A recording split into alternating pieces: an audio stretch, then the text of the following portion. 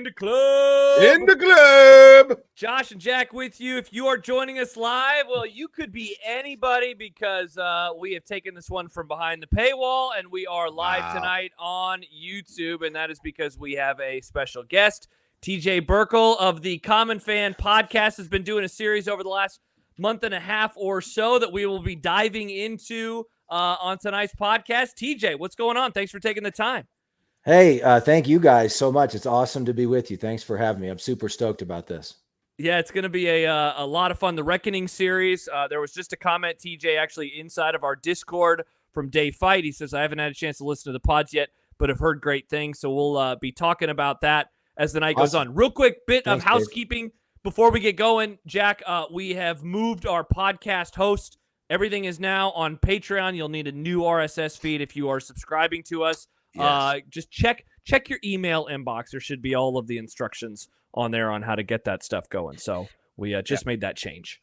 And if you're watching tonight, one of the free viewers, and you're like, hey, I could watch more of this, right? We're gonna going into the season. We do 2 podcasts a week during the off season. We'll bump it to 3. We'll do a Saturday night one as well after the games are over when the season starts. If you want to join us just for the podcasts, because they're not all free and open like this, you can do that. If you want to join our community on the Discord, you can join the community tier. Those are all available for you on Patreon. So go to patreon.com/I-80 Club. And we'd love for more of you to join us. We've been doing this now, Josh, for over 2 years, and the community has grown well over 100 people. So it's smallish, but it's robust. And we're really proud of what we've got going on here, not only in terms of the content that we do, but just the community, the conversation that goes on 24/7 on our Discord. So you can either do the content tier, a little bit more for the community tier, if you want to do both of those things. We would love for you to join us for the football season. We don't think you're going to miss it. This is when it's going to happen, right? This is the year. This is the friggin' year. We're about to talk about all the bad stuff. All the horrible stuff. That is the prelude for it. Like, we're going to look back at this. We're like, we did that podcast, and that was when it turned after we talked about 15 years of crap, 25 years of crap. 25. So I missed a decade there. Yeah, indeed. So, TJ, we appreciate you joining us tonight, man. I would say that you are the first guest outside of the extended I-80 Club universe. So we're really happy to have you on here. Wow. Before we dive into the podcast series, there was a question that we got from one of our listeners, and that was Mose. He says, I really don't know anything about him, so a background bio. Who is he? How he became a Husker fan? Earliest Husker memory? What's his weirdest food take? You know, the usual stuff. You don't have to answer all of those questions. Okay. What is the Husker background, and kind of where does that Nebraska football journey begin for you? Yeah, my weirdest food take. I'll lead with that. We talked about this in quite a bit for our Thanksgiving episode last year. I don't like turkey on Thanksgiving. Good take. I'll leave it there. We don't have to get into that. That could take hours. But I don't like turkey on Thanksgiving. So that might be my weirdest food take. I hope I didn't lose you any listeners there. No, I mean, 2 of us are with you on that one. We should have ribs. Good. Yeah. We've been doing steak for the last couple of years, but so I born and raised in Lincoln. I graduated from Pius High School. Guys, I mean, I grew up to my stories of my dad telling about how his dad paced the floor during the game of the century. I mean, we all share this common bond. We all have this obsession that we share. So I've been a Husker fan as long as I can remember. And then shout out to my Common Fan co-hosts, Matt Owens and Jeff Langenberg, 2 buddies I graduated from Pius with. We just started this podcast last fall. Matt and I think are a little more similar. We're hardcore Husker fans and could probably name, the second or third team, running back on whatever team it was 10 or 20 years ago. Jeff's more of your standard Common fan. He also grew up in a Notre Dame household, so he's got a little bit of that dynamic going on. So, but just good buddies, funny guys. And, the biggest thing that my goal always with this podcast is that we're putting out commentary and episodes that we ourselves as fans would enjoy. So like nobody cares about 3 guys who went to high school together telling inside jokes and stupid stories, right? And so we work really hard to like make it relevant to the fan base.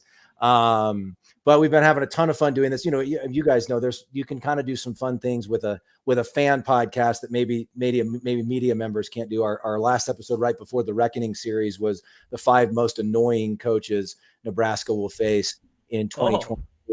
I like that. I was going to say, Jack, that's some content for you. Right up my alley, baby. And we each made our own list. I think the 2 guys that appeared on all 3 of our lists, you'll probably won't be surprised, were Kurt Ferentz and Coach Prime. Yeah, that's what I would have guessed. So tell us about the idea behind this series, this little mini series within your larger podcast that you did. And for those who haven't listened to it, and by the way, we'll do this. I would recommend you definitely listen to it afterwards. This will not spoil it, ruin it, anything like that. I've listened to it all. Josh has listened to it all. But you essentially went through each of the coaching changes, started with Solich all the way up to Frost. You brought in somebody from the media. You had Brandon Vogel in on each one. Yep. And you kind of had an overarching question, right, for each of the different coaches while kind of focusing into their tenure and then their dismissal. What were you hoping to were you hoping to go on a journey and come up with some answers that you didn't have before you started it? I don't think we thought about it that way, Jack. And for those, if you don't mind the shameless plug, for those who are looking, the Common Fan Podcast can be found on YouTube and Apple, Spotify, everywhere you get your podcasts. We also have a newsletter now. So you can sign up for the newsletter, go to commonfan.co, and you can access all that stuff all in one place on our website, commonfan.co. So check it out there. Honestly, Jack, where this came from more than anything, we just talked about our Husker fandom, right? And we share, in my opinion, and maybe other fan bases feel this way too, but Husker fans in particular, this thing that we share is so much bigger than a sports team that you cheer for, or a university that you care about, or even a state, right? It's tribal, it's family, it's embedded in the history of who we are, right? And of course, part of that is how good we were for so long. And even everyone talks about how Tom Osborne couldn't win the big one for so long, but we were in the top 10 or 15 just about every year and winning conference championships and playing for national championships in the 80s and 90s, of course, before the run of three championships in 4 years before Osborne retired. And so part of, I firmly believe, I've been in many of these conversations myself. So the idea behind the Reckoning, at least partly, was about thinking about, I think there's a sense that something's been taken from us a little bit, and that it never needed to get this bad. I mean, some of the decisions that have been made, and we tried to explore those and analyze those, but some of the decisions that have been made are so head scratching, so profoundly dumb, really, if you think about it. If you look back over the last 25 years, that it's just so frustrating. And so, we kind of wanted to explore all of that. And I think we tried, I'm getting a little bit worked up and passionate right now. I think we tried to be objective and fair. And as you mentioned, a shout out to Brandon Vogel. Everybody check out the Counter Read, counterread.com. He's got a great newsletter. I am a paid subscriber personally. He's got great stuff. But Brandon we had him on a couple of podcast episodes previous to the Reckoning. And thought, man, he's got such a great combination of he's so good with the data and the numbers. He's kind of a college football historian, and then he's a great storyteller. And so it was just kind of he'd be a great guy to partner with on this. And thankfully he was down to do all the episodes with us. And then, every episode, and I can get into them if you want, or I'll wait maybe if you want me to, but we had a different member of the media who covered the era being examined. And so it was thoroughly enjoyable. It was a little bit painful at times. It was therapeutic. But I learned things, or I was reminded of things that I had forgotten. And we said it, I think, at the beginning and maybe throughout a couple episodes.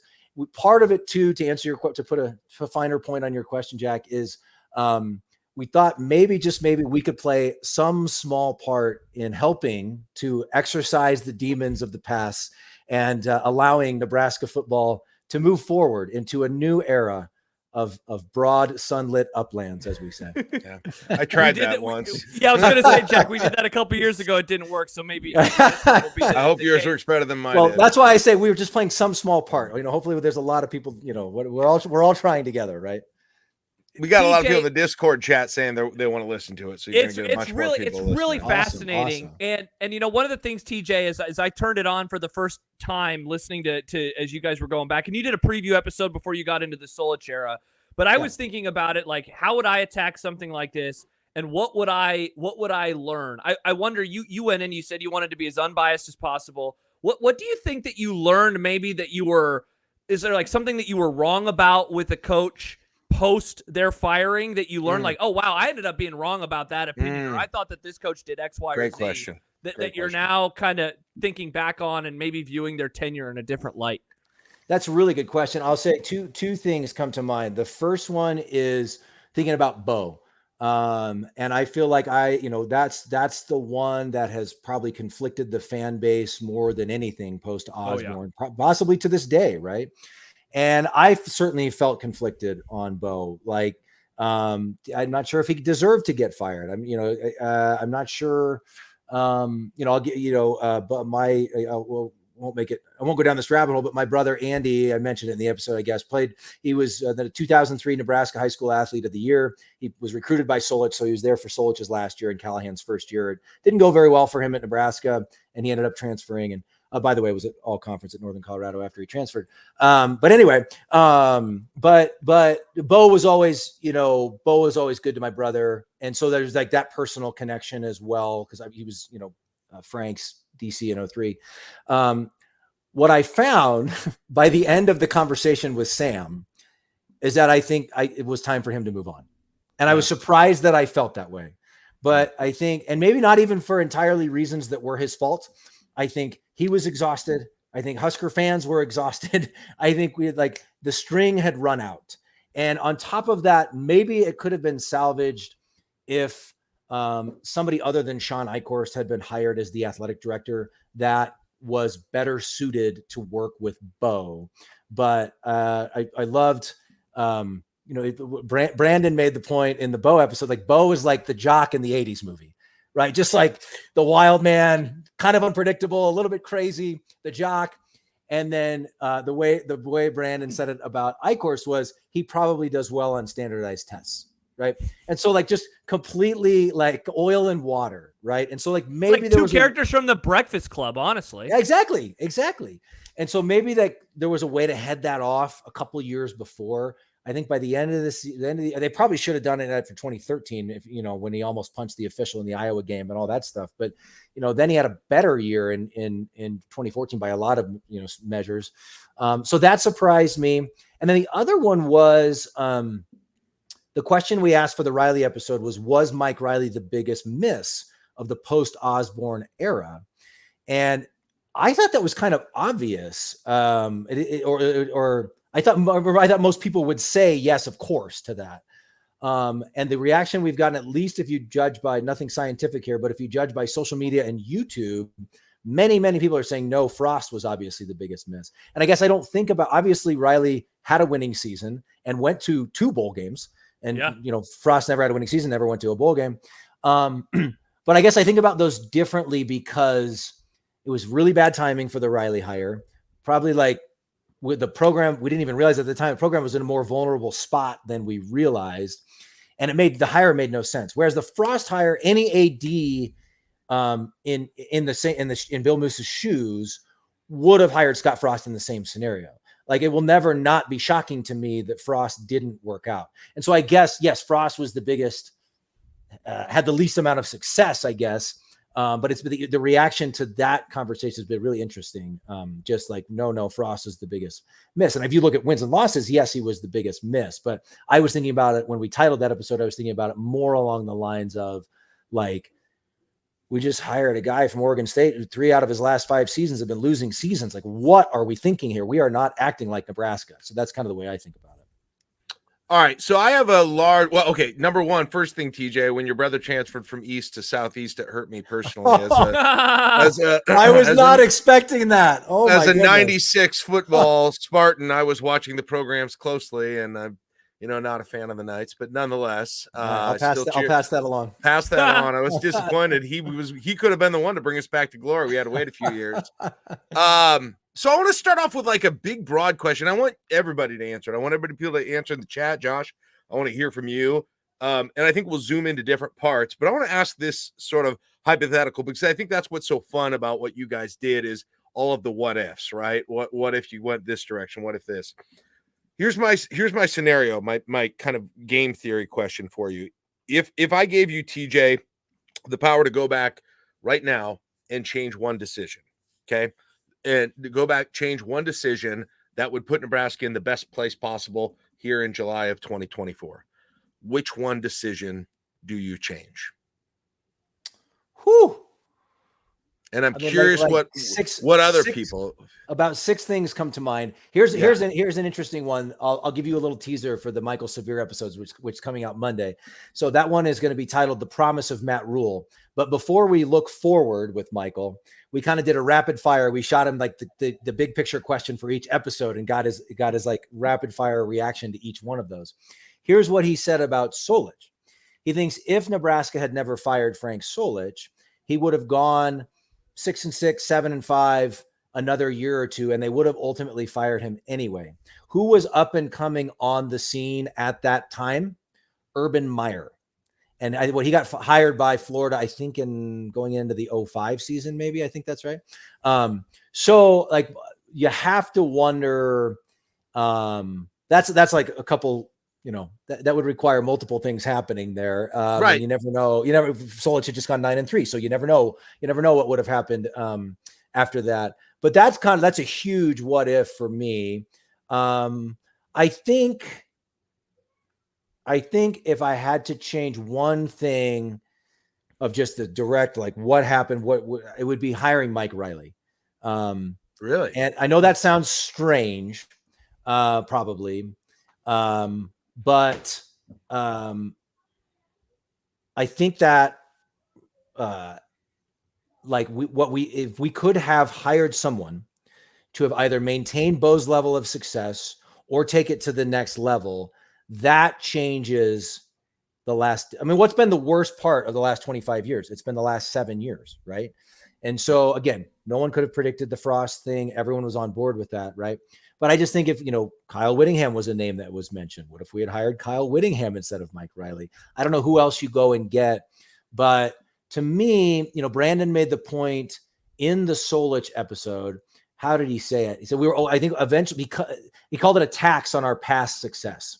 And he said we were probably always bound to eventually fire a 9-win coach because of how good we were for so long and what the expectations are at Nebraska, or at least were. And we're trying to get back to those expectations, right?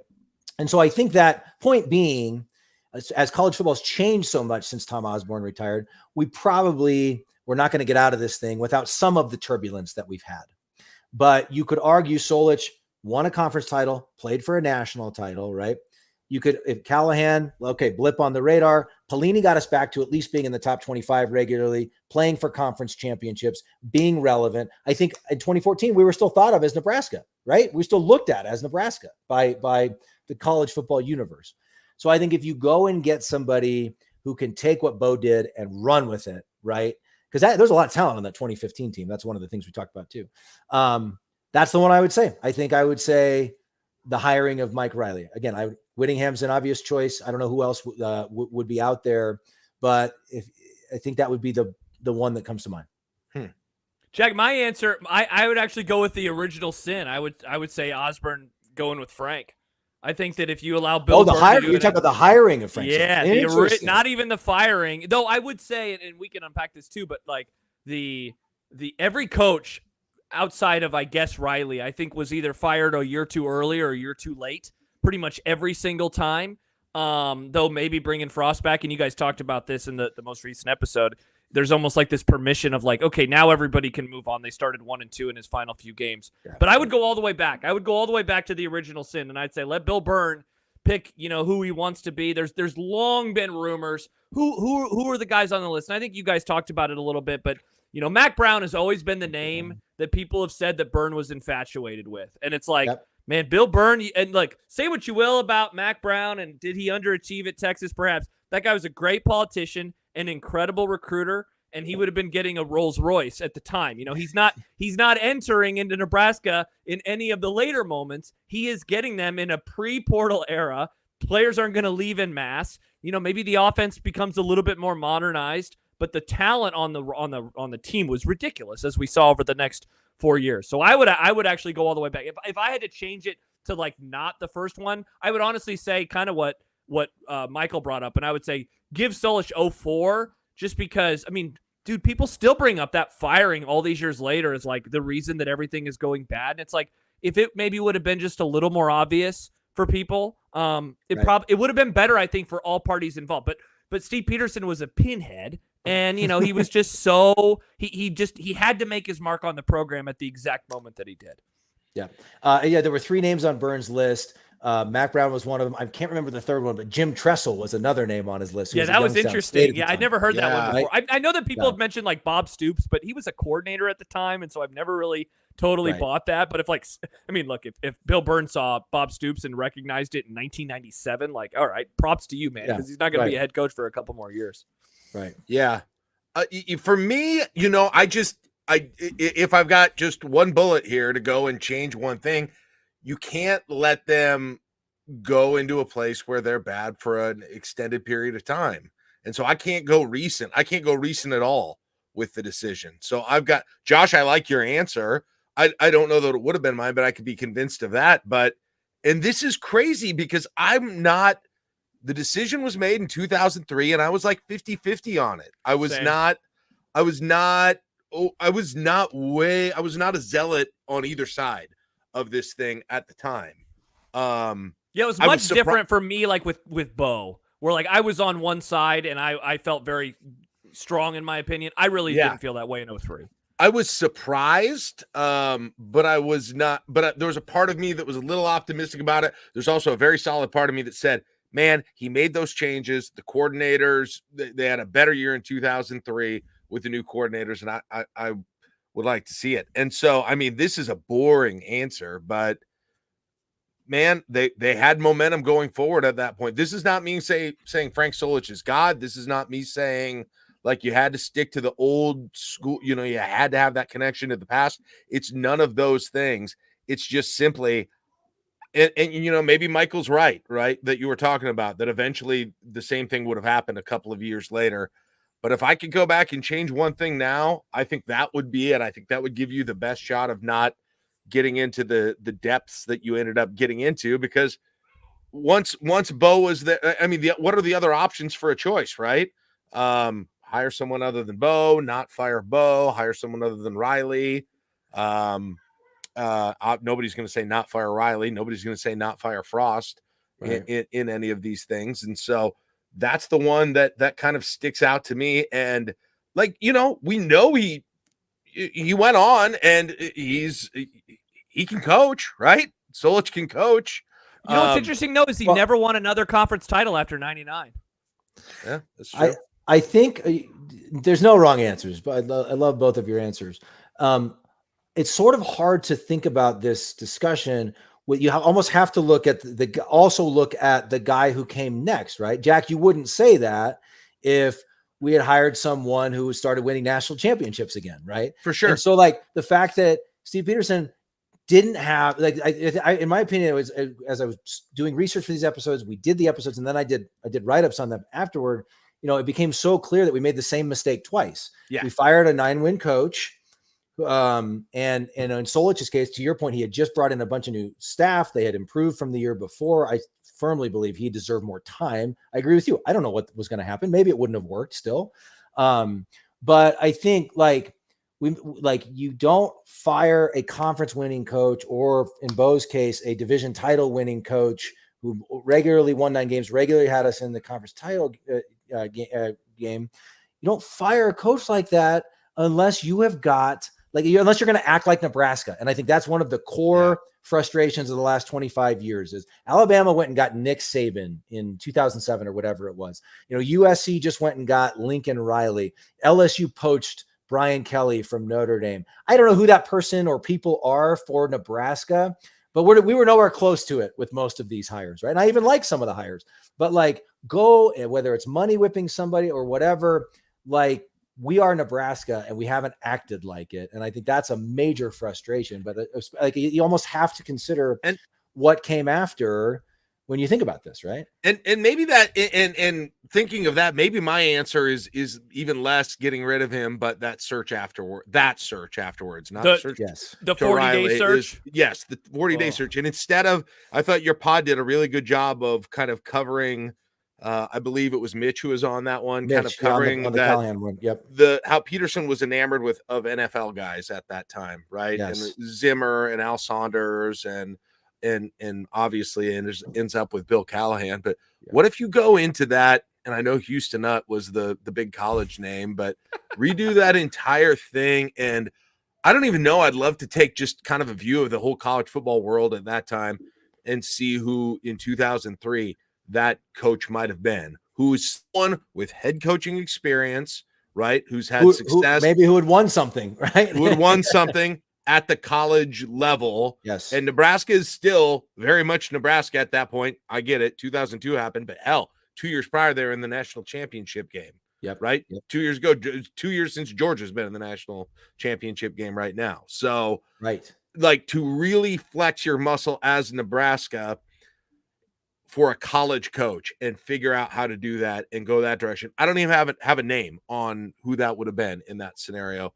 Exactly, right? Spurrier was mentioned in your podcast. I don't think that's it, but that would be fascinating to me. So maybe that's it, even as much as just sticking with that whole direction. But something dropped out of it after that, right? So then you got to a little bit of a point of at least no easy return with Bill Callahan. Even though Pelini made some of that up, it still felt like that was a new, different era, even that Bo had to deal with. Well, and TJ, you guys talked about this too, but like every hire, and it's been like this way since they fired Solich, every hire has been an answer to the previous coach, right? Like, what was one of the issues at the end with Solich? Well, they didn't recruit very well. The talent had dropped off. Peterson was a big believer in infusing the place with NFL talent because of his background. And as you guys, great reminder that like at that time, Pete Carroll was the hot thing. And so everyone was like, we got to have our own West Coast guy. So they hire Callahan. What happens with him? Well, the defense fails and he seems a little disengaged. They need to fire a guy. And then they fire him. And what do they need? They need the inverse of him. They need a gun to go after a recruiter. I guess Frost wasn't really so much of an answer to Riley. It was just like, duh, you got to hire Scott Frost. Right. It does seem like, because there was a comment from Dave Fight a few minutes ago. He says, what if Nebraska fans weren't so enamored with having multiple one of us hires on every staff? Like, Jack and I have unpacked this a lot over the last year and a half or so. This is like the first coach that I feel like of any of these guys where there was not pressure to, please have this guy who played for the team in the 90s. Please bring in this assistant coach because he has ties to Nebraska. This is like the first time ever let's go back to Osborne even, where they're not like forced upon them old coaches or previous coaching staff guys. And you wonder if Nebraska ends up being really good. I know that that's going to be something that I look at and like, oh yeah, they didn't force him to bring on a bunch of other guys that were on previous coaching staffs. Well, that's a really good point. I think somebody on Twitter or YouTube or somewhere made the point. Rule was the first time they did like a full-scale coaching search since Bob Devaney. And that might be true, right? That might be accurate. And we got to give a little bit of grace, because I feel like 25 years ago, it was certainly more common to say, okay, the coordinator in waiting, the offensive or the defensive coordinator in waiting gets the job at the Blue Blood program and they stay good. And that was, I have no data to back that up. Maybe I'm making that up. It certainly feels like it was much more common, when Solich became the head coach and that sort of thing. But, when you get a little more recent, it's almost shocking to me that, if you're not going to hire an outside firm, at least put together like a panel of stakeholders, former players, athletic department staff, maybe, whatever it might be. Something that, you got to do it. ADs have to do it now just to CYA as much as anything, right? Like to back up the decision for the hire that they made. But I think about we talked about this on the Riley episode. Sean Eichhorst hired Mike Riley in 4 days. He did it all by himself. He didn't talk to anyone. The guy had just gone 5-7 at Oregon State in 2014. And 3 of his last 5 seasons have been losing seasons. Steve Peterson, I don't know what you call that search. I mean, he at least was more aggressive, but he was just kind of getting flailing. turned down. He was flailing, yeah. And Yeah. so like it was just sort of like by the time they got to Callahan, it was like, well, thank God somebody said yes. It wasn't like, hey, look, this guy's going to win for all these reasons. It was just like, who is this guy? But at least we have a coach, you know? So it's just sort of like been a master's level course in mismanagement and some hubris as well. Real quick, before we move on, let me tell you how different coaching searches were in 2003 and what other options, or I guess what the competition was. Here are the other jobs that came open that season: Duke, Cincinnati, Army, Akron, Central Michigan, Eastern Michigan, Kent State, Central Florida, Arizona. They fired John Makovic and hired Mike Stoops. Mississippi State, Jackie Sherrill retired. They hired Sly Kroom. Idaho, Nevada, and UTEP. Those would have been your competition in the college game for somebody who wanted to move on to a high level of college football. And especially that's 03, you said? Yeah, that would have been the Solich after when they fired Solich. Yeah. Nebraska's number one on that list, like head and shoulders, for right? sure. Yeah, like the number one destination of any coach by far. You know, so just mad. Hey, TJ, there was a question a little bit earlier that was from Dave. He says, "My question is, how much time and research went into this project?" Yeah, what did that look like? Because it was, you know, like I remember all of these coaching searches, eras, you know, some more than others. We were talking a little bit before we started recording, just like how long ago and yet how recent the Frost era seems. Right. Just given our obsession with it still a couple of years later. So some stuff is very recent, but like I said, like I'd kind of forgotten that, oh yeah, Callahan was an answer to the Pete Carroll nature of college football at that time and internet recruiting era and all of that type of stuff. So what did that process look like for you and getting all of the great guests that you had throughout the episodes as well? Yeah, no, I appreciate the question. I mean, it was hours and hours of research. I don't really know how long, I don't know exactly how long, but we kind of put together what ended up being probably a 10 or 11 page outline. And for each coach, you know, you start with the basics. I had to remind myself on some of them, what was the record year to year, what happened to the bowl games, you know, all that stuff. Some of it, we all remember very well. And then so that from there, you kind of build out, okay, like, I read Mitch's piece on the Callahan coaching search, but it had been years. So I went back and, read that whole thing, and we've got to talk about this in the Callahan episode. And then, just kind of what would be an interesting angle to look at here? What are some different questions to ask? And so we really built it out and tried to have a lot of questions ready going into it. And then we tried to have a nice balance of like, let's just let this thing go where it goes. When we talked to Sam about Bo, he had some great stories about everything. Really good episode. Yeah. Sam had some awesome stories about Bo, but he had great stories about Callahan and Pelini and Frost and Riley. And so like, we just let him go, so it was kind of one of those things where we definitely had a bit of an outline for each episode that we kind of wanted to follow loosely, but we also definitely wanted whatever sort of memories or off the cuff observations our guests might have that maybe we didn't remember or didn't know about or whatever. So.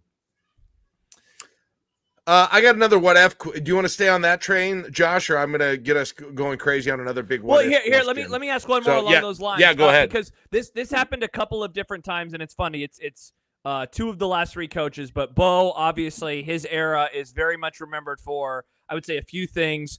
Always going 9 or 10-4, right? Always losing 4 games. But weird shit happening away. And you asked a question at one point about the hotel story, and it bummed me out that Sam couldn't remember that they had indeed written about it. Dirk had written about it a few years ago. And then you talked a little bit with Evan in his episode, the Frost episode, about some of the rumors with them. I guess it's a different way of asking, like, how did you want to approach those? Because I guess with Bo, it's not so much rumors. It's like, hey, there are multiple audio tapes. How he was as a person very much dominated the discourse throughout his era, specifically starting in 2010 onward. And then with Frost, I would say that dominated really the last 2 or 3 years. Canceling the Oklahoma game is certainly trying to, at least, was one of the things that wasn't just a rumor, but it got reported on and it ended up being proven factual. How was your approach with those types of topics, given that, I mean, hell, we can turn on our microphones and say, hey, you guys want to hear Frost stories? And people would, they love that. They love that type of stuff. Right. So I wonder how you wanted to approach those. Yeah, I mean, with Bo, the theme that kept coming back from Sam and Brandon was the volatility and the dysfunction, right? And so like that, but I think with Bo, like that was part of his personality, and the team seemed to respond to that, good and bad, right? And so to me, like that part of the discussion is directly related to how his team's performance and his job as a coach. The Frost thing, here's my personal belief, and I think we tried to kind of stick to this with the tone that we set and the questions that we asked. The Frost thing, I mean, everybody's probably heard plenty of rumors. I don't really think it's my job as a podcast host, or it's even the media's job to chase down every, salacious rumor about any head coach's personal life. You hear those things, you hope they're not true. But I don't, people focus on that when we're not winning. They're mad that we're not winning. And so they're like, why isn't the media telling the real story, kind of thing, right? But what we tried to focus on, though, was the Michael Severe interview that took place days, I think, after Frost was fired, where he said the guy was late to practice. The guy wasn't calling recruits. Assistant coaches were going straight to the athletic director with complaints. So to me, and this is what the question I put to Evan, I thought Evan was really thoughtful and honest in all his answers. Yeah. But to me, if the head coach at the University of Nebraska is the state's highest paid employee, if it is things like being late to practice and not calling recruits, that I think should be on the table. That directly impacts job performance. And at the very least, the question I put to Evan was, what do fans deserve to know? How much do fans deserve to know? Because I feel like there's been some media members who come, well, you'd lose your mind if I told you everything I know, or what are this kind of cryptic stuff. And it's like, again, if it's about some of the guy's personal life, I don't really care. I don't want to know. But if it's about his job and his job performance, and somebody's got it verified, right? Like a reporter, like they've got their source. That was at least like what I think part of another frustration of the last 25 years of Nebraska football is bad things continue to happen. Frost gets fired. Then this stuff comes out and fans feel like, you've asked me for money. You've asked me for a donation. We keep showing up to this garbage product on the field. And like, there's more to the story. And the same thing, you caught a little bit of it, I think, with when Trev left. Sorry, we don't call him Trev anymore. He's Trevor Kendall Alberts left and went and joined the Yell Squad at A&M. There was this feeling of, what don't we know? What's missing here? Is it a leadership? Is it a board of regents thing? Is it a president thing? What's going on? And I think there's a frustration in the fan base. We are the greatest fan base in the world. It's not debatable. I'll fight that to my grave. We're the greatest fan base in the world.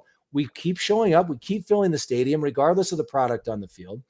And I think there's just this belief that, we're not getting the full story when things go wrong. So there's a lot of angst and anxiety and frustration behind that. Sorry, I went off on a little side tangent there. It's interesting because Bo and Scott and Frost have that same thing running through them, which is off the field personality issues that made things a lot more complex. But the difference between them is Frost results, even if Frost results, we're going to do him in regardless of the other stuff. Right. It was bad. It's an interesting question about Bo. If he weren't, and I'm going to call spade a spade. Asshole? If he weren't such a psycho, like what do his results? I mean, what happens? Even if he's just a little less of a psycho to some degree, like what's that alternate world even look like? I wonder. I think it's a great question, Jack, because on one hand, and I think Dirk wrote about this too, but they're up 17-3 on Wisconsin in 2014 on a snowy night in Madison. Bo completely loses his mind on Daniel Davey on the sideline, and the team seems to, whether it was responding to that or not, the team falls apart after that, right? And so there was certainly the negative impact, but I also wonder, do we beat Michigan State 20, they were top 10 team. Do we beat them 24-3 unexpectedly in Lincoln, what year was that? 2011. Does that happen if Bo doesn't have this kind of street fighter mentality, right? I mean, the team responded to him it went both ways, right? And so I kind of wonder if he was a little bit less of a psycho. You know, I don't know. The hypothetical may not work. Right. Yeah, because you're essentially saying like it's to his detriment, but it's also a reason why Nebraska was able to maybe. And to this day, guys who played for Bo, that they will like die for that man. His players love him. And like realistic, you're probably right, but I'm still just trying to remember where the mood was at that point, because then, like in the chat, Josh says another Josh says Melvin Gordon happened, 70 points happened. He could have been the nicest guy in the world. Bo was done. Like, I don't know. I mean, I get that happened. Did that one game assure that regardless? So I thought, TJ, I thought when like 2010 has been a season that I've long looked back at as like, that is the craziest, most unique and interesting Nebraska season in the post-championship era. Like, I was in college still at the time, and I've always said, like, to get to cover that team on a day-to-day basis on the radio would have been so much fun. Billions of storylines. And Sam, I thought, did an excellent job of like reminding me, because I always just think about the year and like what happened inside of it. But he goes back to August and how wound and tight everything was. And that was supposed to be the team. You know, they were top 10 in the preseason, loaded talent-wise. They didn't have Sue anymore, but Levante David was suddenly on the roster. Crick was still there. The defensive backfield was absolutely ridiculous. And the offense was going to put up points, and they did early on. Yeah. And I think that, again, like the guy I think was always looking for fights. Sam brought up reasons maybe why it was fake at times, you know, with right. Pretend arrests and whatever it was that he was doing. His personality certainly allowed him to get where he was. His personality also was why Nebraska, that team was not a 10-4 football team. That is easily the best team, since 2001. And I would say that like they might be like second or third talent wise and all the players to like any of the post Tom Osborne teams. And they lost 4 games. And it's like that it has to fall back on the head coach. Oh yeah, and I'll never forget I think it was a Thursday night Kansas State game, the Taylor Martinez I was there. Party. You were there? Oh my gosh! Oh, it was insane. And I mean, we destroyed those guys. Taylor Martinez. I was like, Martinez is going to win the Heisman. We're winning it all this year. Like we are back, right? We are back. But I think that's right. That was so fascinating to hear from Sam, and I think his line was, "Bo could never play with house money. He had to have his back against the wall, right?" Yeah. And so, Jack, back to your question, I think that there's so many complexities to that guy's personality, and they are what made him successful in some ways. But it's also like, I think what led to his undoing. To your point about what you said at Sam, the week after that Kansas State game, you know what game was next? Yeah, it's the Texas Read game. Out around the world, the Texas game, where speaking of off the field stuff, right? Like, for those who don't know, you were the highest spot possible after that thing. You guys are exactly right. TJ, you're exactly right how you described it at that point. You're flying. You got your chance to knock off Texas. You're about to take that step, and you got unnecessary drama freaking everywhere. Yep. So for those who don't know the story, it's a 2:30 game, and Bo accosts a guy who runs a message board in the basement of the Cornhusker Hotel the day of the game. Like, bro, you have the biggest game of your program coming up in hours, and he is yelling at a fan with cops standing a few feet away. And it's like, I remember hearing that story a few months later, and then obviously the first audio tape is the next season, and it was just like, woof, like I was out on him fairly early because, a lot of those stories, I was starting to hear them, and I wasn't in the media, so I can keep everything to myself back then. But it was, God, what a fascinating time in Husker football. No, I haven't even put that in perspective. That was after that K-State game. You got the chance to get yourself in the top 3 in the nation by winning that game, right? Yeah. Right. And you've got crap going on in the basement of the Cornhusker Hotel instead of concentrating on just pulling this thing off. And then they ran off the next 4 after that, right? Yeah. So, I mean, they beat Oklahoma State on the road. They beat Missouri at home. I mean, then they would set themselves up that College Station game for Texas A&M in a totally different world, which, by the way, they'd run off 4, and then comes more unnecessary drama in that freaking game. Yeah, exactly. I mean, it's a great point. I mean, I hadn't thought of it that way, but there had to be. You couldn't ever just play with house money. Every time you got to the point, You kill Kansas State, Texas game, all kinds of drama, lose the game. Run off 4 straight, things start, you got over it, and then all of a sudden it's Texas A&M, which is a ridiculous drama fest after that entire thing, right? And it happened over and over again. I think it's a really interesting way to describe his tenure. Do you mind if I throw out a bigger question now, Josh, that I was going to? Yeah. Let's go through the coaches. I want to ask this, and this is just a thought exercise. It'll be fun. What if you can change one game outcome of each of their tenures? Okay, that gives the best chance of them hanging around and being more successful than they were. Let's start with Frank Solich. What game are you changing? And is this the easiest one of all? It's got to be Miami. It's got to be the Rose Bowl, right? I mean, it's got to be the national championship game. Interesting.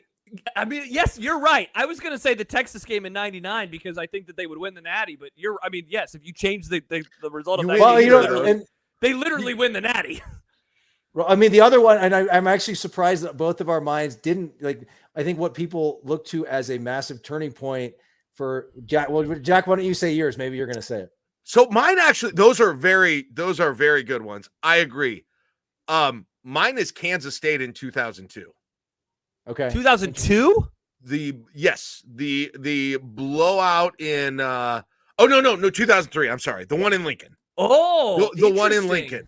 Yeah. Where Bo is yelling at Snyder on the sideline. That sealed his fate, in my opinion. He doesn't lose that. I don't think they fire him. Interesting. I mean, I think it's as simple as that.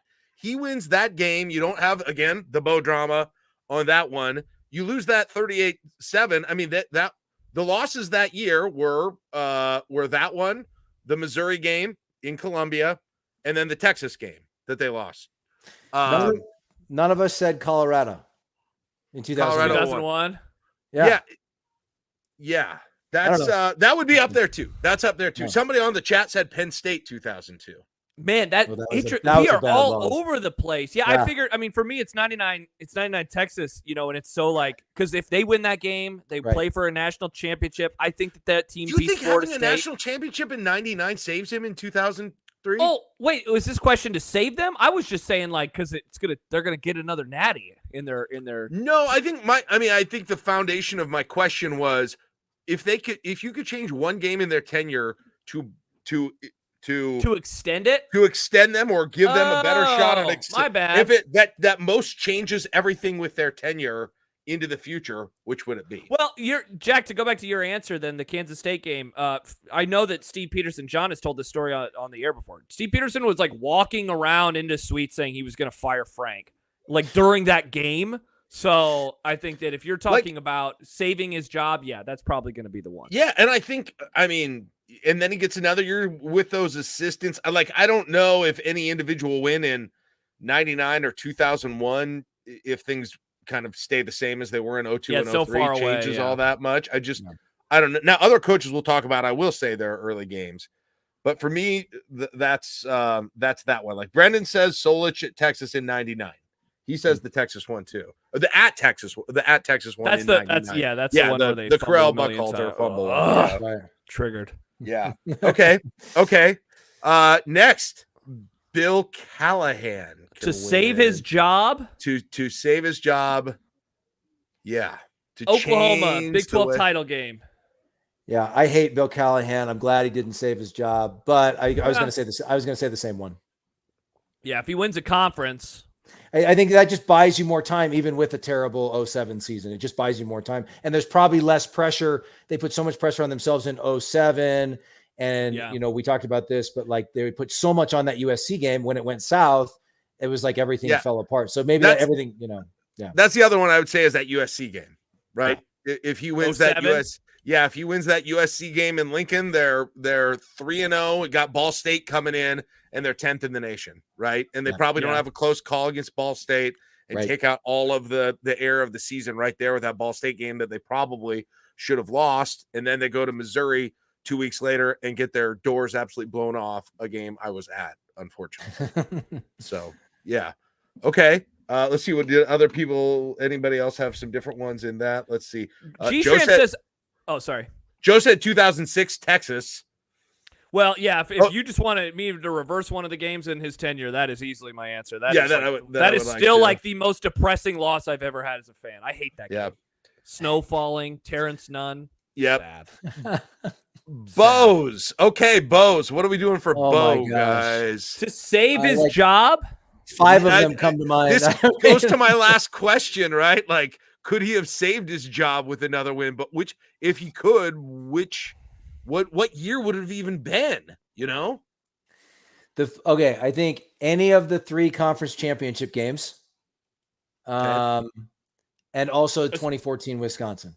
Yeah, that was TJ. You said what I was going to say. I think the Wisconsin game is last year because I thought that he was kind of off the hot seat. I didn't think he was going to get fired, and then they lost to Wisconsin, and suddenly they lost to Minnesota, and I think everything changed over the course of 2 weeks. If they beat Wisconsin, they're 9-1 at that time, and they're going to win the division. They're going to go play for the conference championship. They're in the playoff conversation, and I don't think they lose to Minnesota if they win that Wisconsin game. So I have a totally different answer on this one because it goes to the question that I asked a while back, where it was, was it Bo's, the way that he acted off the field. I wonder if there's a way you could have stemmed some of that tide. I know it's who he is, but I wonder if you could have mitigated it. And the best way that you potentially could have mitigated it after it got crazy, September 8th, 2012 against UCLA. Oh, okay? Whoa. Because that was brutal, that game, first of all. Wait, real quick. You're talking about the one in the Rose Bowl, right? You're not talking about the home game. Sorry. God, I keep picking the wrong year. I picked the wrong year. I meant the Lincoln one. They were both brutal. They were both brutal, by the way. Yeah. You're talking about the one right before the audio tape. Right before the tape came out, which they blew a 21-3 lead. Yeah. In theory, this is part of my theory, is the tape doesn't come out the next week. The person whoever leaks it at that point is not upset about how things are going. They beat UCLA. The tape doesn't come out at that point, right? And perhaps things, that you've got the Minnesota loss later that year, the Michigan State loss later that year, the Iowa loss in Lincoln, and maybe things just don't get as overall rocky between Bo and whoever else is in his orbit at that point. If that tape doesn't happen, if that to be fair though, Jack, the tape is still out there. It's just it doesn't get it's like a delayed release. But somebody released it to a public to Deadspin. Somebody sent it to Deadspin. In anger at the Huskers. In anger. Probably. Yeah. Hey, what do you think of Dave's answer for Bo? 2009 Big 12 conference title, and Nebraska isn't as desperate to jump to the Big 10. Maybe they stay. I've always loved that. That's such a fun what if. Do they leave the league if they win the conference title in 2009? Yeah. Man. I think they still leave the league because Texas was going to take half the Big 12 and go to the Pac-12, right? That's why they left. But I guess it's a good point, but I've always wondered if Nebraska doesn't kind of start it with Colorado, does that summer unfold the way that it did? And maybe it was always destined to, I don't know, man. I just don't think that game, it would have been great. I would love to have it. I don't know that it changes that much with him. Like that performance was so impressive. I think he got most of the benefit of that game for the way that it went. I don't know that winning it would have made things feel all that much differently. But again, it gets a weight off their back, like TJ talked about with was it with Callahan or with Bo, I guess maybe, but just like needing to win a conference title and just how important it would be to not have to worry about that. Yeah. No, that makes sense. That makes sense too. All right, we're all over the place on Bo. Yeah. Like I just feel like it was too far down. Which makes sense. It was too far down the road in 13 and 14. Like I just don't know that anything in those years would have changed it. Even that Wisconsin game. And maybe there was another year added on, but remember what Elaine, it felt like he was getting fired after 13, right? We all thought he was getting fired after 13. To go back to the fire too soon or fire too early, it's still wild that he didn't get fired after the Iowa game. The audio tape had come out that year, and he swung his hat at a ref, and then he dared Eichhorst to fire him. And then he said, if they want to fire me, go ahead. The other one, guys, okay, do it. Of the 3 conference title games, I think the one that was most damaging to him was 2012. I mean, that's obvious. But the way that they lost, the fact that we're both like my recollection is Ohio State was undefeated, but they had sanctions or whatever, so they could was Penn State Penn State they had Penn State ahead of Wisconsin too. Yeah. So they put the third place team. We had already beat Wisconsin and Lincoln that year, and then we had gotten beat bad by Ohio State, and then Bo was like, well, we're gonna have to win out now, and they did, and they won the division. And I think everyone was like, we're going to win this game. And then not only did we lose, but we looked completely lost in losing. So I think like that, I think was a huge turning point for him to the negative. Yes. 100%. So in terms of buying him time, one, the value of the conference championship, but two, also like if he wins that, there's none of the that was a turning point for a ton of fans. And I remember Sam talked about that. Yeah, I remember saying in the lead up to that game with some friends, like, look, I don't like the guy. He's really annoyed me, but I don't care. Like, win a conference title and finally get that done, and we can deal with whatever is coming up next. And, and Josh points it out with a Rose Bowl on the line. Yeah, they would have gone to the freaking Rose Bowl. Like, they would have won the conference. They would have gone to the Rose Bowl. And that would have guaranteed the first season with fewer than 4 losses for the first time since 2003. It would have guaranteed it because they would have moved to 11-2. So they're finishing either 12-2 or 11-3 rather than another 10-4 season. Right. All right. Riley is going to be fun. Now, to Josh, or rather Dave mentions BYU. People were looking for a reason to be out on him, and he gave them one in his first damn game. That is a great pick because that was not going to be my answer. I had 2, and they were from his second year. It's either the Wisconsin game in overtime because they would have moved to 8-0 and they still lose to Ohio State, but probably not by 59 points, or the Iowa game. And mainly because if they don't lose to Iowa, Mark Banker doesn't talk about bloodbath practices. Oh, that's a good call. They go to 10-2. They go to a bowl game. And maybe they don't have to feel like, or Eichhorst doesn't pressure him to fire Banker and hire Diaco. Look, like I still don't really know what was going to happen the next year. That roster was so flawed in 2017, but those would be my picks. That's it. Do you think the train was already down the track at the beginning of 2017 then? After the Banker comments and the end of that previous season? I just think it was a short rope. But then, I mean, if Frost doesn't go 12-0, like if they're just like 7-5, like I do wonder if there would have like in October we were on the radio saying it's going to be like Scott Frost is going to be Nebraska's next coach next year. Right. I was looking at Oregon and Northern Illinois in 17. One of those two, either at Oregon or Northern Illinois, just because I don't know the train was that far down the track. I'm not sure how if adding a win the year before changes the feel of 2017 that much. It was 2017 that killed him. And maybe by winning one, the Northern Illinois one is an interesting one because you walked out of that stadium and you knew it was done. It was done. Right. Yeah, exactly. You knew it was fired the next week. Right. You knew. And yes, Eichhorn was fired that week. If they win that game, I don't know if the rest of the season goes as it does, it's probably the same result, but maybe Eichhorst doesn't get fired. Maybe that changes, right? That Wisconsin game in Lincoln that they lost a couple of weeks after that as well, because they lost to Wisconsin, got killed by Ohio State, overtime lost to Northwestern, blowout lost to Minnesota. It went off the tracks. Yeah. It obviously went off the tracks that year. Maybe you save it from getting off the tracks if you beat Oregon and don't lose to Ball State or beat Ball State or Northern Illinois, not Ball State. I'm thinking of the Callahan era. So that's my thought. So this isn't my choice, but I can't remember if it was Brian or Brandon brought up the Illinois game in 2015 and basically said like that's a good one, an early warning sign that this just wasn't going to work. You guys remember it was a windy night in Champaign. It was sloppy, but we took a 13-0 lead into the fourth quarter. We're still up 13-7. And they started feeding Andy Janovich, and it was like getting several first downs. It was like, okay, this has been ugly, but we're going to get out of here with the win. And then on third and about 6 or 7, Tommy rolled out, and it was like a minute left. And even if he doesn't get the first there, you just run the clock and the game's over. And Tommy inexplicably threw an incomplete pass. Horrible. It's a terrible. Riley's reaction after that is like, it's one of the few times where he kind of loses his shit on the sidelines. He's like, what are you doing, man? Right. And then they punt, and then we let Illinois go 90 some yards for the touchdown. Anyway, so that one was awful. Horrible. The first one that came to mind for me was 2016 Wisconsin.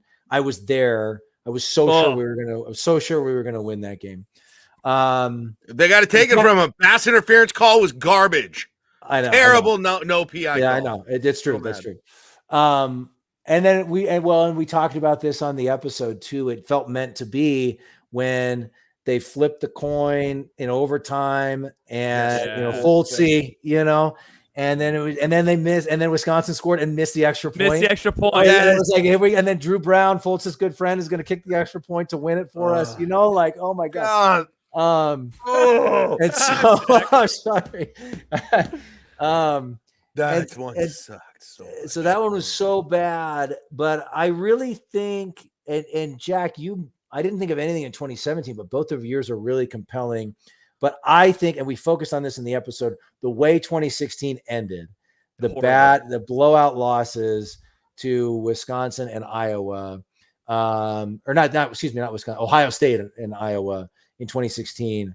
And it just felt like everything, all the good had been of starting 7-0 had been washed away. It was totally gone. We were total paper tiger. Yeah. And it was just like, this guy's never going to get over the hump here. And then 2017 kind of confirmed that, Yeah. I think those are good ones too. It's just, it's when did the train officially go off the track? Could you step aside before the train go on the track? Could it still have happened in 2017 or did it have to happen in 2016, which is kind of the difference in that analysis here. Right. So on Frost, to me, the answer is obvious. It's the same theory as I kind of had with Bo a little bit. I think something needed to happen early to go well, because I think things started going off the track early. So real quick, the Frost one is not what would have saved his job. It's more what could have turned the era around of Husker football. So it's not a tire fire, right? Well, and then eventually it might have saved his job for sure. Yeah, sure, I mean, it's the same. I guess it's the same. It's the same question overall, but yeah, I think for me, it's the Colorado game in Boulder. Yeah, the second one, of course. I think that's the one that I'm going with. Although I even thought about year one, about I even thought about that of dumb losses. Yeah, I mean, I even thought about the Akron game happening and winning, but maybe Colorado the first year. But I think I'm going to go with Colorado and Boulder for mine. TJ. Yeah. So 2019 year two is so frustrating because we talk about this on the podcast sometimes. There's games you could have won and then games you absolutely should have won. And to me, Colorado and at Purdue in 2019 are both games we should have won. And so at worst, we should have been 7-5 in 2019. We also blew, I think, a 14-3 and then 21-10 lead against Indiana in 2019, had a real shot to beat Iowa in 2019. So that whole season, I think, was his chance to flip the script and sort of take off like everyone thought he might. And they just didn't do it. But I don't know. There's so many things that that was so bad that you're like, could any one game really have saved anything? But I'm going to go with that Akron theme for a minute because Evan talked about it. And the other thing, it didn't come up on the pod, but Barrett Ruud gave an interview on Nick Baugh's podcast probably like a year or two ago. It was post Frost. And he talked about this, which I thought was fascinating, about the Akron thing and just wondering if they play that game, they probably win, right? Is everything, because then they don't have to take on Colorado in game one. Not that Colorado team was a juggernaut, but it's Power 5. It's a difference. It's Colorado and Lincoln. It's all the things. Maybe they've got the first game jitters out of the way. Do they then do they at least win one of the next two, Colorado and Troy, right? And then suddenly, instead of starting 0-6, you've started 2-1 or 3-0. And do you get to a bowl game in year one? Does that improve things on the recruiting trail? Does that ease pressure in future years? Does that flip the script on everything, right? I think there were so many issues with the Frost era. It's hard for me to get there and say, yes, of course. But I think it's kind of an interesting discussion because I don't think it's totally crazy either. You know what I think, and not to poo-poo on the staff again, because Lord knows I did it on the radio every day for like 3 years. But Barrett saying that, I think, is a really fascinating window into at least how he's thought. So he's not speaking for everybody, but it definitely makes me think that, like, wow, did they continue to look back on a game that was canceled years later and think, like, we really needed that game? And, like, one of the things that really pissed me off going into 2021 was this quote that first came from Sipple, and then Frost started saying it on the record a lot, was they need wind beneath their wings. They just needed the wind. Like, it was like this, like the football gods were going to come down and deliver the good that they deserved because they were the gifts from God themselves. So not to pick on that quote, but like, it's just like, it's something that I always think about. Like, damn, how much did they think that they were owed success at Nebraska? No, and I should be clear. Barrett came across as the highly successful athlete and competitor that he is. He was not like making excuses, but he's talking to his old friend, Nick Baugh. They were sort of like talking about lots of different things. And it was kind of one of those, I got to tell you, sometimes I do think about, what if we had played that game? But you make an interesting point, Josh. Frost had so many of those where he would talk about things as if they were out of his control. Yes, like, exactly. If we could just get one more guy to make a play, we'd win one because some of these games, and then things would turn. It was like, you have a role in this. Do you realize that? Like, it was a house of cards. Yeah. It was like, Josh writes Frost would have never been successful, and that's how I feel. But if to answer the question, I do think that for me, and I was in Boulder at that game in 19. That was the first time, because I gave him so much grace in 2018. And I was just like, this is really weird, but what can you do? But that game was the first time where I was like, oh, man, the Emperor might not have any clothes. And then the Minnesota game was the one that really, really did me in, entirely. So my answer is Colorado, because I think that the program put a lot into that game. And when that turned, it was bad. Because the vibes coming into that season and that game were still good. Yes. Right. And despite the vibes, yes. I mean, the vibes were sometimes, surprisingly good to some degree. And like the vibes didn't turn despite all of the issues in 2018. Right. They just didn't turn. And the way the season ended and the close losses and the way the Iowa game ended and all of that, the vibes were still there. You lost the vibes at some point during that season in 2019, but they weren't gone yet. And that one was a gut punch. It really was an early sign of part of the reason the Frost era is so confounding is because he is, by every measure, like an incredibly intelligent, X's and O's foot. Like he's a great football coach. He knows more about football. His tree is amazing. Yeah. Right. And so some of the things are so head scratching. So I think an early sign of sort of stubbornness and hubris was that Colorado game. And I've talked about this before, so if others have heard me talk about this, forgive me. It was a fourth quarter. Sometime in the fourth quarter, we take a 7-point lead. We score a touchdown to take a lead. Now, Colorado's kind of rallied here. We were up 17 at the half, so they're making a run. It's getting interesting. We take the lead. We kick it off. They actually have a bit of a return. And then Cam Taylor-Britt forces a fumble, and we recover it. And I still remember, can't remember if it was Gus Johnson. Look at the fireworks behind me in the thing. I can't remember if it was Gus Johnson, who it was. No, I can still hear it. Nebraska's got the football. And I remember thinking, that's it. That's the year 2 play. That's the culture set in play. We're going to go down and score again. We're going to win this game and we're off. And I'm pretty sure on the play before that, we had gone 75 yards all on the ground. We're on the right side. We're, on the good side of the 50-yard line here after that fumble recovery on the kickoff.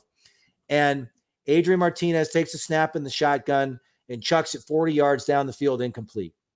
Now, I know there's a lot of options and just whatever, but I'm pretty sure that was one of the ones where Frost said, after the game, like they were trying to go win the game right there or something along those lines.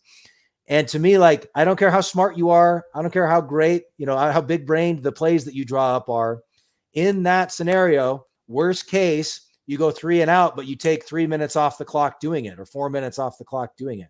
We put together one of those classic 30-second drives. We went 3 and out, gave the ball back to Colorado, and didn't get any points. Didn't get a field goal, didn't get a touchdown. The kicking situation that year was atrocious, but didn't get any points, didn't take any time off the clock, right? And so it's one of those things like, I know he's a smarter football coach than that. So it's something else. It's hubris, it's stubbornness, it's something else. And that was an early sign of, I think, what plagued that team a lot the whole time he was the coach. Yeah. Yeah. Sorry, again, side tangent. No, that's all right. Sorry I ate up so much of the pod with that question, that little thought exercise. But that was great. Yeah. So TJ, as we start winding down, I think I was texting Jack, or maybe I told it to him in person when we were chatting recently. But I have long thought that there are coaches in recent memory that fans give a little bit more grace to than I do, and then I give grace to coaches a little bit more than they do. And I have always felt like I am much more sympathetic to the Callahan and Riley regimes versus being less sympathetic to the Bo and Frost regimes. And it does feel like if you are more sympathetic to one, you're going to be more sympathetic to the other. And so I feel like the two that I am and am not, I feel like kind of go together. I wonder, as I was listening to the first episode, not knowing your background and not really knowing a whole lot about your fandom, I was like, I wonder which side he would ultimately fall on. Do you think, and you mentioned how you felt about Callahan, and that is very personal for you. It doesn't just go beyond, the guy lost games at Nebraska. But do you feel like that those sympathies changed at all throughout this process as you're diving back into eras? And like Callahan's era now in hindsight, it's obviously way better than Frost. It's like not so bad, right? They recruited pretty well. They brought in all these really good players. They went to a conference championship game. Even the Riley era, as terrible as it was, they were 500 and they went to a couple bowl games. Hell, Bo's era, we debated it forever. We'd all sign up for a bunch of 9 and 10 win seasons right now. So I wonder if your sympathies at all, did they change over the course of this project? That's interesting. I mean, the most obvious one I mentioned, which was by the end of the Bo, I think it happened during the course of the Bo episode. By the end of the Bo episode, I was like, man, I think he really did need to go, and I have affection for Bo and I like Bo. I think, I just have disdain for Callahan. Riley, I think, is a really good man. And everybody who's talking, Sam and Brandon and Brian and everybody's talking about what an unbelievable human being he is and his family and all of that. But I can just never get, excuse me. I think that was a terrible hire. And so I'm kind of on the side of, I don't give either of those guys I don't give either of those hires a lot of grace. I feel very differently about the two of them as humans. But I don't give a lot of those hires. Excuse me, guys. I'm sorry. No, you're good. And then, the other one, I'd be curious to hear what you guys think. I've been able to move past all the other ones, and we absolutely had to fire Frost, but I'm so conflicted about how I feel about Frost because he's Scott Frost. He's from Wood River, and he's the quarterback of the last national championship team. And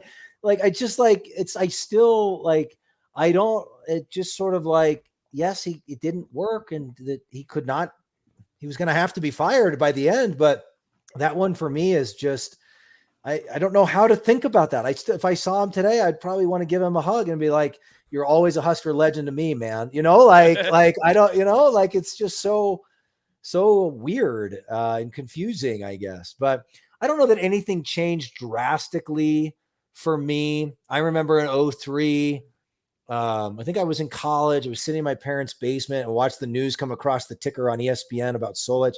And even then I remember thinking, okay, maybe it's time to get with the times and stop running the option. And I don't know, maybe, this is how we all were with this. It's right? weird. Yeah, it's weird. So weird. I wonder if as time passed, the reaction to that has been a little bit misstated, in terms of what it actually was at the time. I misstated, and also I think people were exaggerated. Exaggerated it. Yeah, exactly. I remember, I can't remember if I mentioned this on the episode. A friend of mine at the time said, Solich could go 8-4 for the next 10 years. And I remember being like, whoa, that sounds terrible. You're exactly right. We cannot be mediocre here. We've got, we can't go 8-4. So I don't know, I just think that, some part of where I land is I don't know what the right decisions were in some of these cases, but none of us are paid, $500,000 to $1 million to make those decisions. Right. And we do know that there were some absolutely terrible decisions made throughout this process. In listening, it occurred to me as I was listening to the Frost episode, there were a lot of decisions that, the Solich one, for instance, that we didn't know at the time if it was good or bad. Right. We all kind of said that we felt that way. And there was divided, and there were some more popular, like hiring Bo Pelini as the next coach, right? But the one that everybody agreed on was hiring Frost, right? It was 99% unanimity for the most part on that. My question as I listened to you guys talk about it that I was asking myself is, should we have seen this somehow? Did we miss something with Frost when we were all blinded? Blinded might not be the word. When we were all enamored with him because of his ties, but because of what he was doing at Central Florida and picking up Adrian Martinez while he's preparing for a bowl game that he went and freaking won against Auburn. I mean, what did we miss? were we blinded by our own excitement for him to something that should have been obvious at the time, or was that just impossible to see? If I don't think it was obvious. We asked a variation of that question to Evan, which was basically, should they at least have conducted a real search, right? Or like, should they have talked to 3 candidates and had Frost be one of them and say, like, Frost, Scott, tell us what you're going to do in the Big Ten. How are you going to do things differently to win in the Big Ten? Like, make, right? Like, and I think the point that either Evan or Brandon made was, imagine the reaction in Husker Nation in 2017 if Bill Moose had not landed the plane and had not hired Scott Frost. Everyone would have collectively lost their minds. That might have been a fireable offense for Moose, right? So it's sort of an impossible what if, right? But the guy was only in his early 40s. He had only been a head coach for 2 years. I think at the very least, and this was something that we talked about in the episode, he needed an AD who was a bit more hands-on. And like, everybody gets to hire their own coaches nowadays, but maybe you can have whatever pool of money you need. Maybe don't bring the whole staff from Central Florida. Maybe hire some guys who have been in the Big Ten. Maybe maybe a little more hands-on from an AD who spent, oddly spent a lot of his tenure as AD, not even in the state of Nebraska. So even though we all, I think, loved Moose and at the time, and he's got a great sort of folksy personality, I think, at the very least, he maybe needed to help keep the train on, or try to help keep the train on the tracks a little bit in that era. But he felt like he had to give him whatever he wanted. I think so. Right. I don't know that any, certainly with the hire, any AD in the history of athletic directors was going to hire Scott Frost in that scenario. Yeah. End of story. Right. Unlike any of these other coaching hires that we talked about, this is the only one where someone else at, higher than Nebraska's level would have hired him if Nebraska didn't. Wouldn't have happened with any of the others this entire episode. Yeah, exactly. The wild part to me in hindsight, so I have a few things off of your question, TJ, or I guess your question, Jack, but I remember questioning him bringing his entire staff and it being like, shut up, hater, what do you know? And that's not to say I'm right, but it's just like, it was a group of 5 staff. It's wild to me that people were like, nope, this is what he wants, he gets. And so, I find that a bit wild in hindsight. I would say 2 things. I've been lucky in my job to get a chance to talk to former Huskers on and off the record over the years. He is not beloved amongst all of the former Huskers, right? Like, that much is obvious. There are some real wounds with 1995 and with Lawrence Phillips that still exist to this day, and that there will never be love lost with a lot of those former guys, right? So that was always going to be something that existed. I remember talking to a former Husker, he really likes golfing. He really likes getting away. That's going to be pretty interesting. And this was before he became head coach. The thing, though, that I am forever stunned by with him is what happened ultimately is I think he quit. I think he quit on the job when it got really tough. I think he mailed in, and people have used this term a few times in the chat tonight. I think he mailed in the last couple of years. And that is the part that it's like, damn, man, you're a competitor. You played in the NFL. You coached and played under some really historical names, right? Chip Kelly at the end, obviously, Bill Walsh, et cetera, et cetera. That's the stuff that I am genuinely shocked by, is that he kind of quit on the job towards the very end of his time at Nebraska. I have wondered if I remember reading an ESPN article going into the 2019 season. Basically, we have the blueprint and we know it's going to take off in year 2. They fully expected it to take off in year 2, just like it did at Central Florida. And that didn't happen. And then we had the COVID season. And I sort of wonder, and then they went 3-9, best 3-9 team in history, right? I sort of wonder if at some point in all of that, I do believe it meant a lot to him, at least at the beginning. And I sort of wonder if it's suddenly wasn't working. And then his dad died in there too, which we actually didn't get into that much in the episode. Yeah. I sort of wonder if it kind of all just came caving in on him a little bit. And he just didn't know what to do at that point and kind of almost shut down a little bit, to your point, Josh. Yeah. No, I couldn't agree with you more, because I think that's the dividing line. Season 1, bad. Everybody, talked their way out of why it was bad. Yeah. Not Transition a big deal. year. Transition Yeah, year. 2019, again, the Colorado game, like that season, that team, we talked earlier, 2010, that team should not have been 10-4. Dude, 2019, there is no way that they should have been 5-7. Like we haven't even mentioned the Purdue debacle, today. Like that was a ridiculous loss. The Colorado game was a ridiculous loss. The end of game clock management in the Iowa game would make Tommy Armstrong in the Illinois game blush. Like, I mean, it was a wild. And we blew a double-digit lead against Indiana in Lincoln. Yeah. Yeah, and so you had all of that, and then you had COVID, and then you had his dad. And yes, I do think that is when it went from, and like he still had issues, right? Like you mentioned the thing earlier, TJ, about his recruiting. Like I heard stories about it with Noah Vedral like before his first year. Like he's not calling, and they're trying to get the waiver through, but because of Frost, it didn't happen in time, and that's why he didn't get eligibility until later in the year. So in theory, he could have been the starter for the Troy game. And so that was always there. But I really do think that by 2020, I don't think he wanted to be Nebraska's coach anymore. But he was getting paid millions of dollars, and you're not going to quit. Yeah. Mm-hmm. Yeah. Yep. Literally quit, I guess. Fascinating, fellas. Yeah, it really is. All right, the series. Josh, what were we going to say? I was just going to say, I was just going to say maybe we ought to wrap it up now, but that last. Yeah, so it's the Common Fan Podcast. You can find it, obviously, like you said, wherever you get your podcasts. And they've been doing their this series, The Reckoning. And so there's what do you say? One more episode, right? With Severe? One more with Michael Severe coming out Monday. The promise of Matt Rule. So we're pivoting forward, baby. We're moving forward. Awesome. How are you? Before we let you go, how are you feeling about this season? Oh man. The vibes are sky high. The vibes are just like 2019. Yeah. Exactly. I'm super positive. I think if the defense, I'm super bullish on the defense. Somebody made the point to us. I can't remember who, maybe it was Mitch even. Somebody made the point to us that like the defense was great last year and took a huge leap last year, and they deserve a lot of credit for that. But some of that was the offenses we played too. And so like they'll face some more challenges this year on that front.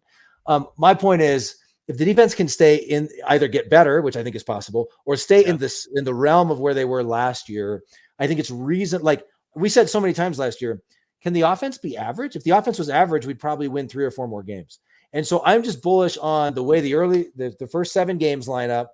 The fact that I think they will take a leap in year 2. The defense will be good to great. The offense will be better. And then, like everyone, I'm drinking the Kool-Aid on Dylan Raiola. And, we always talk about, let's not put too much on an 18-year-old kid, but I can't wait to watch the kid play. I think he's the real deal. I think he's going to be phenomenal. And so I'm going to have myself talked into probably 10-2 or 11-1 by August. And, you sound like Jack. That's what we all do, right? That's what we all do. But I think, look, we're getting the bowl game monkey off our back this year. I think 7-5 is the floor. I think there's every reason to believe it's going to be even better than that. And like we're coming back, like Husker Nation. It's okay. The first episode we did in January of this year was titled "It's Time to Believe in Husker Football Again." And I will say to you, like, it's okay to believe in Husker football again. Let's believe some good things are going to happen, because they are this year. That's what I'll say. I like Jack, it. Your thoughts? I mean, in spirit, I am the same, but I have now developed internal defense mechanisms that are involuntary. Right. That's right. That I have got to see one game that is just pure joy from an outcome perspective. That is that moment that we have not had since Mike Riley beat Oregon. It's not happened since then. I've got to see that and feel it to even believe it can happen in my life again. Does beating Colorado bring that? Yeah. Yeah. Mm-hmm. Yeah. Oh yeah. In my opinion, for sure. Does beating UTEP by 50 bring that? And not have no. Okay. All right. But our podcast I didn't know. Be hella fun. Colorado does it for sure. Yeah, yes, for sure. No, Check out the Common Fan Podcast. TJ and his cohorts do it there. And then what's the website, TJ? Thank you for asking. www.commonfan.co. Awesome. So go check it out there. TJ, this was so much fun. I know some people earlier in the chat were like, this is really depressing. I love going down memory lane. It's fun to commiserate with like-minded folks. Thanks for joining us on the podcast tonight. Yeah. Great Thanks job. for having me, guys. I really, really enjoyed it. This was so fun. Thanks for having me. Absolutely. Before we go, Jack is out on Saturday. Jack is out next Wednesday. Connor Happer sitting in on Saturday morning. Ooh. And then next week it is Mike Schaefer sitting in. Ooh. And if you have been joining us tonight, whether live or you're listening after the fact, and you're like, what the hell is this thing? Well, it's a community. Patreon.com/I-80 Club for as low as $5 a month. You can listen and watch all of our stuff live. If you spend just a little bit more, you can join our community on Discord. It is a great group of people, and we are a little more bullish than we've ever been combined on the Nebraska season this year. So we're hoping for positivity and fun shows. We have some real fun stuff planned this year for the season, Jack. And the Discord chat was elite tonight. We did not get to dip into it a whole lot, Josh, just because we were conversing ourselves so much, but we were reading you guys. So thank you for keeping it live and exciting and robust like you always do. And if you want to be a part of the community tier, we really think you will like. It's like it's hard to describe, but it's like the glory days of the message boards, but a smaller, more reasonable group of people, I think, and people who kind of care about not being jerks. We try very hard to make it non-toxic, and we've been successful on that, and it's people who have turned out to be friends in real life. So if that's something you think you might enjoy, please check out the community tier at patreon.com/I-80 Club. And with that, that's all I got, Josh. All righty. Plus, we say the S word sometimes too. We'll be back. We'll be back on Saturday morning. Thanks everyone for joining us. And again, TJ, we appreciate you joining us tonight. Thanks again. Yep. Thanks, guys. All right. Talk to you later, everybody. Bye-bye.